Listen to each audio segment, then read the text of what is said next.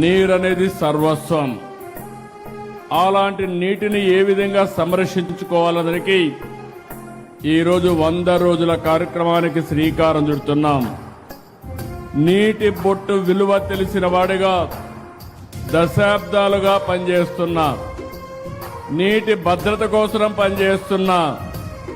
ఈ అనంతపూర్లో మీరు చూస్తే నేను ఎప్పుడూ చెప్పేవాడిని, పరిగెత్తే నీటిని నడిపించాలి, నడిచే నీటిని నిలబెట్టాలి, నిలబడిన నీటిని భూగర్భ జలాలుగా మార్చాలి, భూమిని ఒక జలాశయంగా చేసుకోవాలి. ఎక్కడ జలాశయాలుంటే ఆ జలాశయాలన్నీ కూడా పూర్తిగా నింపే బాధ్యత తీసుకోవాలి. ఇది ఈరోజు చెప్పిన మాట కాదు.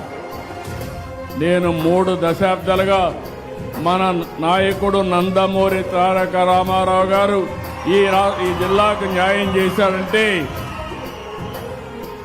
ఆ రోజు ఆయన చూపించిన చొరవ.